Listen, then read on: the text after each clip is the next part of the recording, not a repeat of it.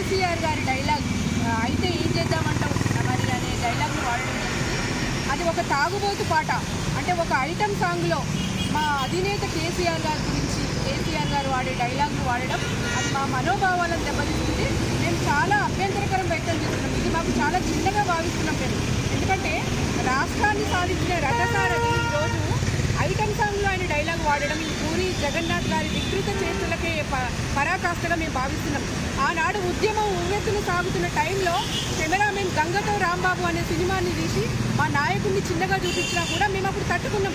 ఎందుకంటే మా ఫోకస్ అంతా అప్పుడు ప్రత్యేక రాష్ట్ర సాధన మీద ఉండే. ఈ చిచోరగాళ్ళని పట్టించుకోవద్దన్నప్పుడు మేము పట్టించుకోలేదు కాబట్టి మళ్ళీ అలాంటి పరిస్థితి ఇప్పుడు తీసుకొచ్చిండు. అప్పుడే మేము సరైన యాక్షన్ తీసుకుంటే ఇలా ఈ సినిమాలు తీయకపోయినా ఈ డైలాగ్ వాడకపోతుంటే. కాబట్టి మేము సున్నితంగా హెచ్చరిస్తున్నాం. ముందుగల్లా ఏదైతే డైలాగ్ ఉందో కేసీఆర్ గారి డైలాగ్ ఏదైతే ఆయన తాగుబోతు పాటల కళ్ళు కాంపౌండ్ అనే పాటలో వాడిండో అది తక్షణమే రిమూవ్ చేయాలి. లేకపోతే తెలంగాణ సమాజం మొత్తం ఆయన ఇంటి ముందు ఉంటుంది. ఆయన ఇల్లును ముట్టడిస్తాం. ఇలా తెలంగాణ ఆడబిడ్డగా హెచ్చరిస్తున్నాం. తెలంగాణ ఆడబిడ్డలంటే తెగవగల ఆడబిడ్డలు. దయచేసి మా మనోభావాలను దెబ్బతీయకుండా ఆ పాటలో ఆ డైలాగ్ను రిమూవ్ చేయవలసిందిగా కోరుతున్నాం.